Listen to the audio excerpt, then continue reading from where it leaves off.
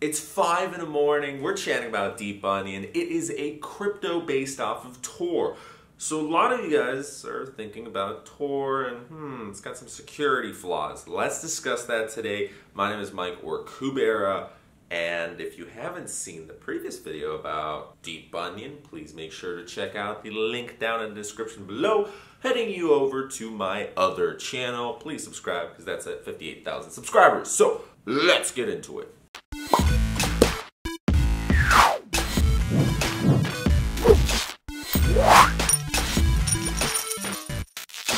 So I thought I'd start this video off with a question that I asked to one of the fairly high-ranking members of the DeepOnion project.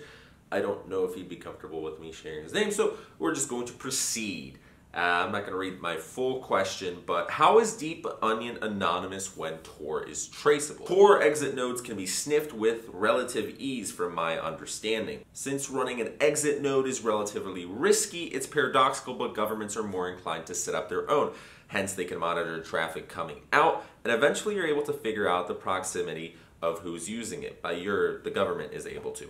So since DeepOnion's main objective is security and privacy, if it was to progress past Monero, it need to gain the trust of those who are heavily involved in such communities.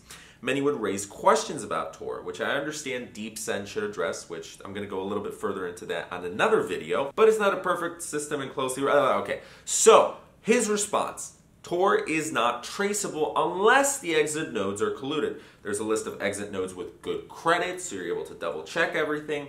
Privacy is at a different level. Please don't mix TOR with ring mixing like Monero uses. By the way, ring mixing is not 100% secure. It is no more secure than any other mixer method, which is interesting because I think he sent this response a little bit before that news about Monero broke, or right around there, where in short summation, Monero uses ring mixing, which pretty much before 2017's update, it had a couple coins that were the fake coins mixing in with the real coins. Now, there's two problems that were found out. One, most likely, you could have discovered which one was the real coin up to a 90% chance due to the fact that in most cases, the fake coins were coming in 1, 2, 3, and then the fourth one was most likely the real one. So up to a 90% chance of discovering what was going on. Now the second method of discovery, this was a little slightly more complex. In its early stages, Monero had decoy coins called mix-ins. Now, with these mix-ins, it was possible to opt out of this, where you were able to identify essentially the mix-in, the fake coins. And as soon as some were identifiable, if they were used in other transactions, then you were able to identify a little bit more. So suddenly you have like half the coins being identifiable. It's going to reduce the stealth of later transactions, and since it's all on the blockchain, it's recorded, you're able to go back in time. And all the people who thought it was anonymous, where I'm sure a fair amount of Monero usage during certain periods, especially after Bitcoin had some news flashes and some DNMs, darknet markets, were falling. I mean, right around Hansa, Alphabet, and some other people getting arrested, these FBI auctions. People were going off to Monero. And now there's years and years of transactions. They're not 100% traceable, and it is more complex than Bitcoin. We will give it that, but it's a far distance from what everybody thought it was. A lot of people were taking Monero at face value. Now, this report was written by someone who has a bias. He's working with Zcash, and that's fine. They're competitors, but sometimes competition is good because you're able to learn from this. For example, Verge had a problem recently, and I'm also going to make a video about that, where a miner was abusing the system and he got over $1 million worth of Verge. And instead of laughing at this cryptocurrency, a lot of these privacy coins where they're like, aha, it's the competition, yes, let Verge fall. A lot of people are understanding and they're trying to learn from this situation because this is kind of like a disaster. Like the developers, there's quite a bit of issues with a lot of the privacy coins out there, and DeepOnion isn't perfect as well. If we look at the history of the coin, spam, okay, I'm gonna drop it. Everybody's gonna have problems. You have to figure out a way to get past it. So anyways, Monero is not as safe as everybody thought it was. Verge's having some problems. We start comparing all these coins as I did in a previous video. The main thing you look at is just the token metrics, and you're able to realize, okay, the ones that are dealing with billions compared to millions, it's going to be a little bit harder to make money with that. With this, obviously there's some concerns with TOR, but the purpose of TOR is to hide you from peers. So peers in a network won't see you in the clear IP addresses. Example, Bitcoin wallet, you can see all the peer IP addresses. TOR does not hide the transaction traces. You still see all the transactions in the blockchain. There are different ways to hide traces of transactions. Ring mixing is one of those. There are many other methods, like for example, stealth addresses, multi-signature with DeepSend, zero coin protocol, and a little bit more. The simplest way is that if you send coins to an exchange and then send back to another address, you can hide the transactional traces. In this case, the exchange acts like a mixer. And then I was linked by the founder, the nodes of TOR in comparison to the nodes of Doge. That's right, Dogecoin. Yeah, there's only a couple in there within the past 10 days, while TOR has just entire lists. And whew, thanks guys for hosting those nodes. TOR is a serious project. I mean, getting away from the darknet markets, that's a small portion of what it's actually used for. I mean, just think about the Arab Spring, where you had multiple failed states and other states like Iran, where it's just not the best thing to be using a computer and trying to say something against the Shah. There's countries like North Korea that still exist, and plenty in Africa and South America where there's a lot of chaos going on right now. Venezuela came out with Petrocoin, yet it's illegal, or it was illegal, to own Bitcoin. I mean, it gets complicated. You kind of get the point. Not every government out there is good, and even the good ones, I mean, what is good? There's no definitions, there's no actual judges, because everybody has a different perspective on how to solve the same problem. Their target was to build the best privacy coin out there, and their obvious choice was TOR. TOR only hides the IP from peers. Now, when we're going to be talking about transactional traces, that's a little bit of a different thing. It's a separate aspect of privacy. I mean, it is in the white paper, but here's a way better example.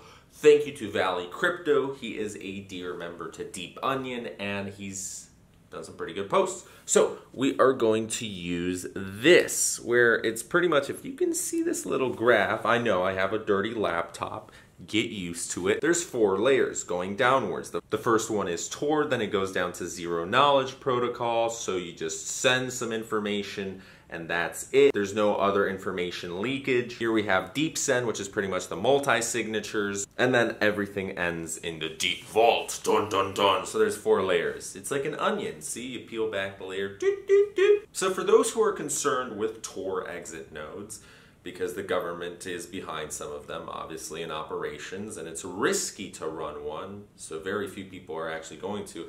There are confirmed ones that are okay. You know, there's good lists out there.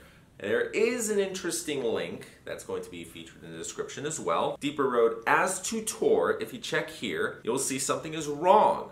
All the addresses of Bitcoin wallet users are clearly published. Any hacker following exploits can penetrate these IPs, gain control of the computer and the wallet on the IP address. Holy moly. There's no freedom whatsoever, so some guy's pretty much profiting from the fact that, hey, he made a website, he had this entire map where you're able to kind of see all these nodes. Governments, companies, anybody who's scrolling through this website is able to look a little bit deeper. And if you dig far enough, you might be able to discover some wallet information. Wow, that's not something I'd want to have just kind of flying around there. Privacy is one of the most important things, especially once you start getting a little bit of money or power, or you're just afraid that something's going to happen to you because maybe you don't live in a good country and people just disappear. Where there's plenty of examples like that still today. It's kind of horrifying, but it exists, so we must protect ourselves, because sometimes this is a greater tool than guns or bombs or any of that. I mean, it's quite impressive that thanks to TOR, a lot of people were able to kind of organize the Arab Spring. Otherwise, it'd be a little difficult. Oh boy, my fans on my laptop are working hard. They're like, bzzz, and my camera died. So let's wrap this up. For the average user of cryptocurrencies, you're not going to have to really worry too much about the government. As in,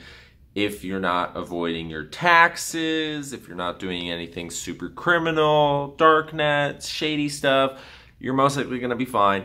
But if you are living in a place where your government isn't so friendly, or there's certain things that you just want to keep to yourself, well, it does the job. And, you know, there's no way to be 100% anonymous. So regardless of what's going to be happening, every single year there's going to have to be upgrades to whatever technology you're using. OPSEC goes beyond a single program, or VPNs or TOR, burner computers, or whatever you have it. Eventually it gets so complex that the average person would be lost. It would take them years before they'd even want to do anything. Don't believe me? I mean, how many people do you actually know in real life that can access certain .onion websites? Just think about that for a second. I tried explaining it to some people on the street, and yeah.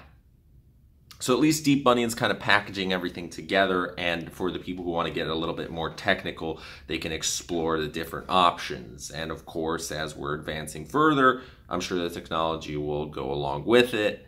The community's interesting, and oh my goodness, it is warm. It is warm outside. So I extend my warm feelings to you guys. My name is Michael Kubera. Thanks so much for watching. If you enjoy this video, please leave a like, comment, subscribe, and share. We shall see you guys tomorrow. Probably. Maybe. I don't know.